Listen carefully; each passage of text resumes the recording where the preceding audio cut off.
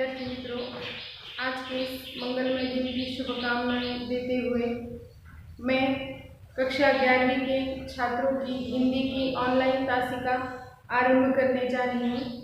पिछली तासिका में हमने पद्य क्रमांक 3 15 अगस्त जो गिरिजा कुमार माथुर जी द्वारा लिखित पद्य रचना है, वह एक गीत विधा है, इसका अध्ययन हम कर रहे थे और हमने उनमें से पहला मुखड़ा और एक अंतरा, इसका अध्ययन हमने किया था, इसका स्पष्टीकरण हमने देखा था।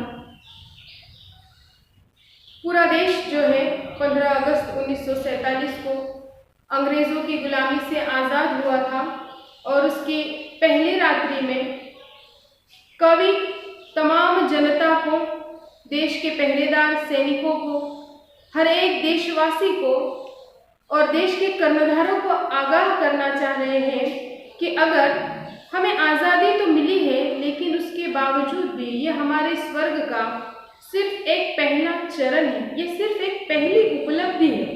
आगे हमें और बहुत कुछ करना है और इसलिए हमें सजग रहने की आवश्यकता है। ये कहते हुए कवि ये बताना चाह रहे हैं कि हमें पहरेदार के समान सजग रहने की आवश्यकता है, ताकि कोई दुश्मन हमारे देश की ओर फिर आंख उठाकर न देख पाए। और यही कारण है कि हमें युग की पतवार को थामते हुए समुद्र के समान, अंबुदी के समान महान बने रहना है और जो उपलब्धि हमने हासिल की है, जो स्वतंत्रता हमने हासिल की है, इसे हमें अपने हाथ से फिर कभी जाने नहीं देना है। और इस बात को समझाते हुए कवि आगे कह रहे हैं कि विषम श्रृंखलाएं टूटी है, खुली समस्त दिशाएं हैं, आज प्रभंजन बनकर चलती युग बंदिनी हवाएं हैं, प्रश्न चिन्ह बन खड़ी हो गई यह सिमटी सीमाएं हैं, आज पुराने सिंहासन की टूट रही प्रतिमाएं हैं, उठता है तूफान, उठता है तूफान, इंदु तुम दीप्तिमान रहना, पहरुए सावधान रहना, पहरुए सावधान रहना, आज जीत की रात पहरुए सावधान रहना। यहाँ पर कवि हमें बताना चाह रहे हैं कि जब हमारा भारत देश अंग्रेजों की गुलामी में था और उस वक्त समाज की जो स्थिति थी, वहाँ पर विषमता बहुत बढ़ चुकी थी। जातीयता के नाम पर लोगों को एक दूसरे से अलग किया जा रहा था, गरीब और अमीर के फासले बढ़ाए गए थे, जिससे कि अंग्रेज हमारे भारत पर शासन करता रहे। लेकिन आज ये सारी की सारी विषमताएं, सारी की सारी असमानताओं की जो श्रृंखलाएं हैं, यानी कि जंजीरें हैं, बेड़ियां हैं, वो सब की सब आज टूट चुकी हैं और आज प्रभंजन बनकर चलती। प्रभंजन शब्द का अर्थ है कि तूफान और आंधी, जो स्वतंत्रता हमें हासिल हुई है, आज जमाने से, युगों युगों से हमारे मन की अपेक्षाएं, हमारी इच्छाएं, हमारी उपलब्धियों को बंदी बनाकर रखा गया था और आज सारे के सारे द्वार खुल चुके हैं और एक तूफान सा उठ गया है, एक आंधी सी आ गई है और जिससे कि बरसों पहले जो बंदिनी हवाएं थी, वह सारी की सारी आज आज़ाद हो चुकी है। हमारा देश जब अंग्रेजों की गुलामी कर रहा था, उस वक्त अंग्रेज के जो शासक थे, अंग्रेजी शासकों ने हमारे देश को अलग अलग टुकड़ों में बांट कर रखा था। वो अमीर गरीब की असमानता पर हो या फिर ऊंच नीचता की, जातीयता की, इन कई वर्गों में हमारे समाज को बांट कर रखा था। और ये सारी जो चीजें, आज तो हमने उपलब्धि हासिल कर ली, हमने स्वतंत्रता हासिल कर ली, लेकिन अंग्रेजों की इस नीति की काली छाया आज भी हमारे सर पर मंडरा रही है। आज भी हमारे सामने ये सारे प्रश्न चिन्ह खड़े हैं और इन सब के विरुद्ध हमें कार्य करना है। हमें अपने देश से असमानता को मिटाना है और इसलिए कवि कह रहे हैं कि प्रश्न चिन्ह बन खड़ी हो गई यह सिमटी सीमाएं हैं, आज पुराने सिंहासन की टूट रही प्रतिमाएं हैं। कवि ये कहना चाह रहे हैं कि जो पुराना सिंहासन यानी अंग्रेजों का जो शासन था, पुरानी प्रतिमाएं, यहाँ पर प्रतिमा शब्द का प्रयोग करते हुए, प्रतिमा शब्द का अर्थ मूर्तियां हैं। मूर्ति यानी अंग्रेजों का जो शासनकाल था, अंग्रेज जो है वो भारत छोड़कर जा रहे हैं, भारत को आजादी प्राप्त हुई है, यानी कि जो पुरानी प्रतिमाएं हैं वह सारी टूट रही है। जो पुराना सिंहासन था वह अंग्रेजों का था, वह हमारे शासक बनकर बैठे हुए थे, आज वह सब कुछ बदलने जा रहा है। भारतीय तिरंगा अब हर जगह पर लहराएगा, यूनियन जैक को उतारा जा रहा है और तिरंगे को खुली हवा में लहराया जा रहा है। और इसलिए कवि कह रहे हैं कि आज पुराने सिंहासन की टूट रही प्रतिमाएं हैं, उठता है तूफान इंदु तुम दीप्तिमान रहना। लेकिन यह सब कुछ होते हुए भी हमें आगे बहुत उपलब्धियां हासिल करनी है, हमें अपना विकास और हमारी प्रगति करनी है। और इसलिए इंदु शब्द का अर्थ है चंद्रमा। चंद्रमा के समान हम सबको प्रकाशमान रहना है, जिससे कि हमारा विकास होता रहे, अलग अलग क्षेत्रों में हमारा विकास होता रहे। और जब शोषित पीड़ित समाज का विकास हम करेंगे, जात पात की असमानता को हम हमारे समाज से खत्म करेंगे, तब जाकर सही मायने में हमारा देश स्वतंत्र होगा, हर व्यक्ति को बोलने का अधिकार होगा, तब जाकर हमारा देश सही मायने में स्वतंत्र होगा। और इसलिए यहाँ पर कहा गया है कि विषमताओं को हमें नष्ट करना है, विषमताओं को हमें हमारे देश से दूर भगाना है। जो अंग्रेज शासन किया करते थे और उस वक्त उन्हें अपनी सत्ता को, उन्हें अपने शासन को भारत देश में रखने के लिए वे हमारे भारतीयों में ही झगड़े फसाद करवाते थे, दंगा करवाते थे, जातीयता के नाम पर, ऊंच नीच के नाम पर, अमीर और गरीब के नाम पर यहाँ पर फसाद हुआ करते थे।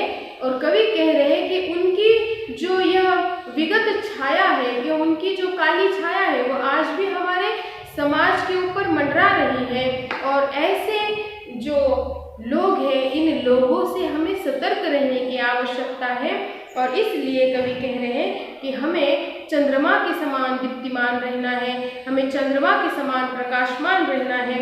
और इसलिए वे कहते हैं कि देश के देशवासियों, देश चलाने वाले कर्णधारों, प्रशासकों और देश के युवाओं, हम सबको आवश्यकता है कि हमें पहरेदार के समान सजग, जागरूक रहने की आवश्यकता है। किसी भी देश का विकास उस देश के युवाओं के हाथ में होता है। किसी भी देश के युवा ही निश्चित करते हैं कि आने वाले समय में उस देश की स्थिति क्या होगी। और इसलिए कक्षा 11वीं में अगर हमें यह कविता अध्ययन के लिए रखी गई है, तो इसके पीछे का उद्देश्य सिर्फ यह है कि आप सभी लोग युवा अवस्था में हो, और युवकों का पहला दायित्व बनता है कि अपने देश के प्रति अपना कर्तव्य निभाएं, अपने देश के प्रति अपना दायित्व निभाएं, उच्च शिक्षा हासिल करें और हम अपने देश के लिए कार्य करें। और इसलिए कहा जा रहा है कि हमें हर क्षेत्र में उन्नति करनी है, अंतरिक्ष में अनुसंधान करना है, वैज्ञानिक क्षेत्र में हमें कार्य करना है, शैक्षिक क्षेत्र में हमें कार्य करना है, शोषित और पीड़ितों के लिए हमें कार्य करना है, ऊंच नीच की जो जातीयता है, अमीर और गरीब के बीच में जो फासले हैं, उन्हें मिटाकर हमें मानवता को कायम करना है। और यह सब युवा कर सकते हैं। और इसलिए कहा गया है कि हमें अपने देश के प्रति अपना दायित्व निभाना है। और जो कुछ भी यह पुराने सिंहासन जो है, अंग्रेजों का शासनकाल जो है हमारे देश से समाप्त हो रहा है, तो हमें चाहिए कि हम क्या करें, हम अपने देश को उन्नत करने के लिए प्रयास करें, हम अपने देश का विकास करने के लिए प्रयास करें। और ये सब करते हुए हमें जागरूक रहने की आवश्यकता है, क्योंकि हो सकता है कि कई दुश्मन हैं। भारत एक सोने की चिड़िया है और इस सोने की चिड़िया पर कई बाहरी लोगों की नज़र है, तथा भारत के अंतर्गत कई दुश्मन हैं जो कि हमारे देश का अहित चाहते हैं। जैसे कि हमारे देश में रहने वाले लोग ही भ्रष्टाचार करते हैं, अनीति को अपनाते हैं, यह भी हमारे देश को खोखला करने वाले हमारे देश के दुश्मन हैं।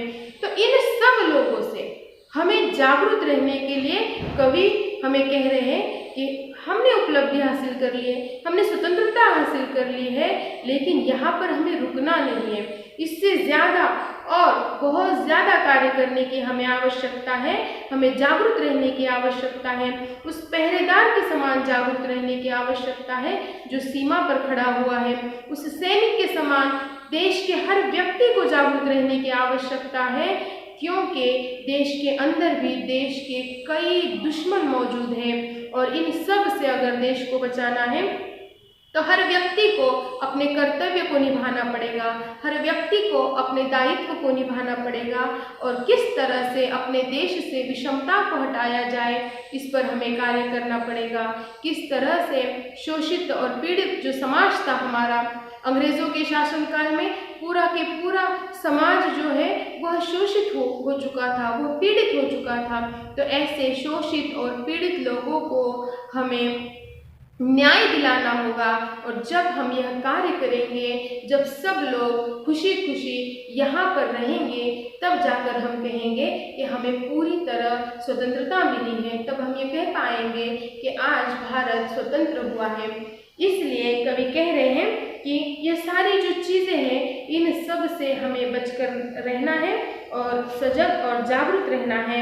हमें चंद्रमा के समान प्रकाशमान रहते हुए अपने देश की रक्षा करनी है।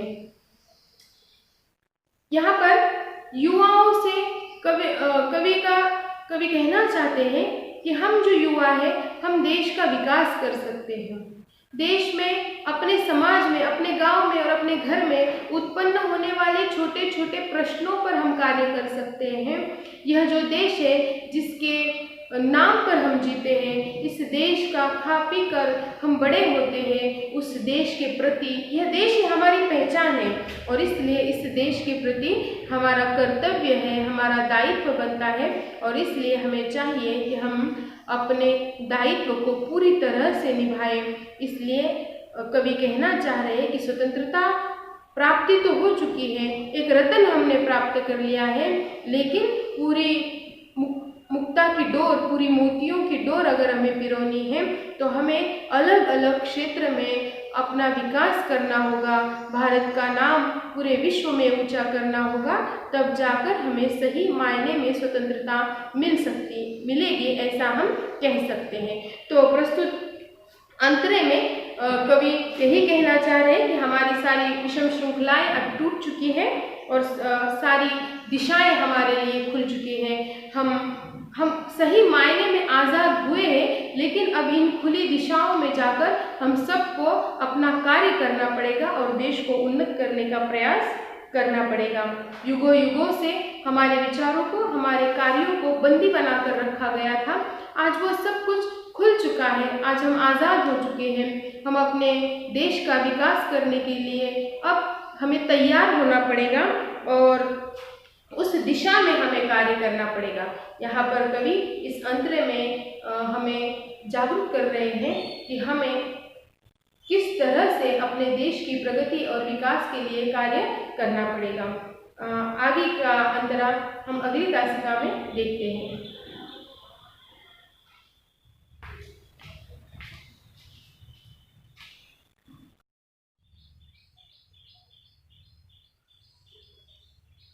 सुप्रभात विद्यार्थी मित्रों, आज के इस मंगलमय दिन की शुभकामनाएं देते हुए मैं कक्षा 11वीं के छात्रों की हिंदी की ऑनलाइन तासिका आरंभ करने जा रही हूँ। पिछली तासिका में हमने पद्य क्रमांक 3 15 अगस्त जो गिरिजा कुमार माथुर जी द्वारा लिखित पद्य रचना है, वह एक गीत विधा है, इसका अध्ययन हम कर रहे थे और हमने उनमें से पहला मुखड़ा और एक अंतरा, इसका अध्ययन हमने किया था, इसका स्पष्टीकरण हमने देखा था। पूरा देश जो है 15 अगस्त 1947 को अंग्रेजों की गुलामी से आजाद हुआ था और उसकी पहली रात्रि में कवि तमाम जनता को, देश के पहरेदार सैनिकों को, हर एक देशवासी को और देश के कर्णधारों को आगाह करना चाह रहे हैं कि अगर हमें आज़ादी तो मिली है, लेकिन उसके बावजूद भी ये हमारे स्वर्ग का सिर्फ एक पहला चरण है, ये सिर्फ एक पहली उपलब्धि है। आगे हमें और बहुत कुछ करना है और इसलिए हमें सजग रहने की आवश्यकता है। ये कहते हुए कवि ये बताना चाह रहे हैं कि हमें पहरेदार के समान सजग रहने की आवश्यकता है, ताकि कोई दुश्मन हमारे देश की ओर फिर आंख उठाकर न देख पाए। और यही कारण है कि हमें युग की पतवार को थामते हुए समुद्र के समान, अंबुदी के समान महान बने रहना है। और जो उपलब्धि हमने हासिल की है, जो स्वतंत्रता हमने हासिल की है, इसे हमें अपने हाथ से फिर कभी जाने नहीं देना है। और इस बात को समझाते हुए कवि आगे कह रहे हैं कि विषम श्रृंखलाएं टूटी है, खुली समस्त दिशाएं हैं, आज प्रभंजन बनकर चलती युग बंदिनी हवाएं हैं, प्रश्न चिन्ह बन खड़ी हो गई यह सिमटी सीमाएं हैं, आज पुराने सिंहासन की टूट रही प्रतिमाएं हैं, उठता है तूफान, उठता है तूफान, इंदु तुम दीप्तिमान रहना, पहरुए सावधान रहना, पहरुए सावधान रहना, आज जीत की रात पहरुए सावधान रहना। यहाँ पर कवि हमें ये बताना चाह रहे हैं कि जब हमारा भारत देश अंग्रेजों की गुलामी में था और उस वक्त समाज की जो स्थिति थी, वहाँ पर विषमता बहुत बढ़ चुकी थी। जातीयता के नाम पर लोगों को एक दूसरे से अलग किया जा रहा था, गरीब और अमीर के फासले बढ़ाए गए थे, जिससे कि अंग्रेज हमारे भारत पर शासन करता रहे। लेकिन आज ये सारी की सारी विषमताएं, सारी की सारी असमानताओं की जो श्रृंखलाएं हैं, यानी कि जंजीरें हैं, बेड़ियां हैं, वो सब की सब आज टूट चुकी हैं और आज प्रभंजन बनकर चलती। प्रभंजन शब्द का अर्थ है कि तूफान और आंधी, जो स्वतंत्रता हमें हासिल हुई है, आज जमाने से, युगों युगों से हमारे मन की अपेक्षाएं, हमारी इच्छाएं, हमारी उपलब्धियों को बंदी बनाकर रखा गया था और आज सारे के सारे द्वार खुल चुके हैं और एक तूफान सा उठ गया है, एक आंधी सी आ गई है और जिससे कि बरसों पहले जो बंदिनी हवाएं थी, वह सारी की सारी आज आजाद हो चुकी है। हमारा देश जब अंग्रेजों की गुलामी कर रहा था, उस वक्त अंग्रेज के जो शासक थे, अंग्रेजी शासकों ने हमारे देश को अलग अलग टुकड़ों में बांट कर रखा था। वो अमीर गरीब की असमानता पर हो या फिर ऊंच नीचता की, जातीयता की, इन कई वर्गों में हमारे समाज को बांट कर रखा था।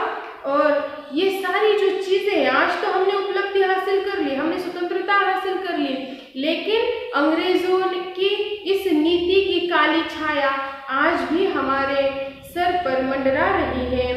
आज भी हमारे सामने ये सारे प्रश्न चिन्ह खड़े हैं और इन सब के विरुद्ध हमें कार्य करना है। हमें अपने देश से असमानता को मिटाना है और इसलिए कवि कह रहे हैं कि प्रश्न चिन्ह बन खड़ी हो गई यह सिमटी सीमाएं हैं, आज पुराने सिंहासन की टूट रही प्रतिमाएं हैं।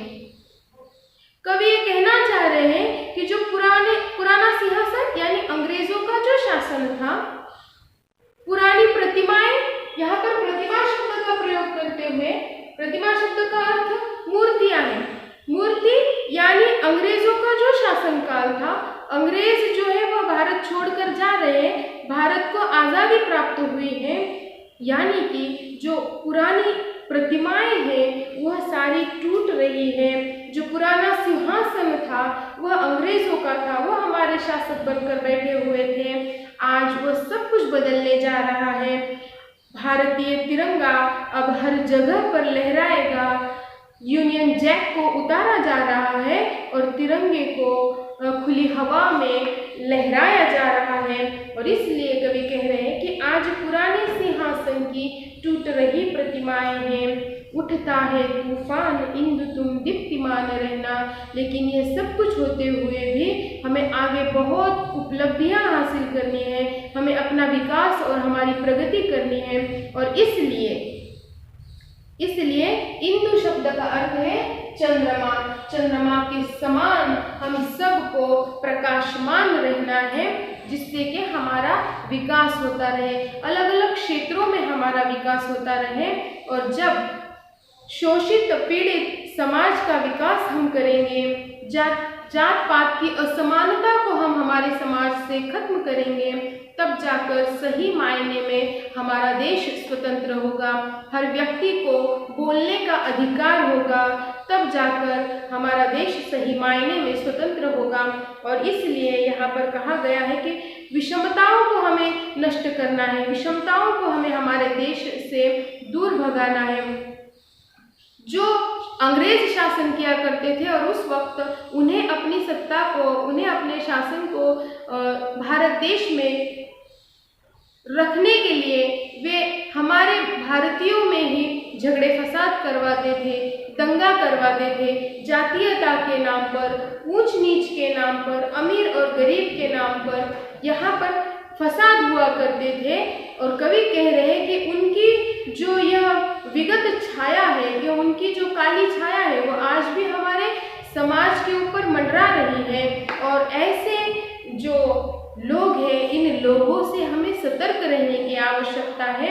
और इसलिए कवि कह रहे हैं कि हमें चंद्रमा के समान दीप्तिमान रहना है, हमें चंद्रमा के समान प्रकाशमान रहना है। और इसलिए वे कहते हैं कि देश के देशवासियों, देश चलाने वाले कर्णधारों, प्रशासकों और देश के युवाओं, हम सबको आवश्यकता है कि हमें पहरेदार के समान सजग, जागरूक रहने की आवश्यकता है। किसी भी देश का विकास उस देश के युवाओं के हाथ में होता है।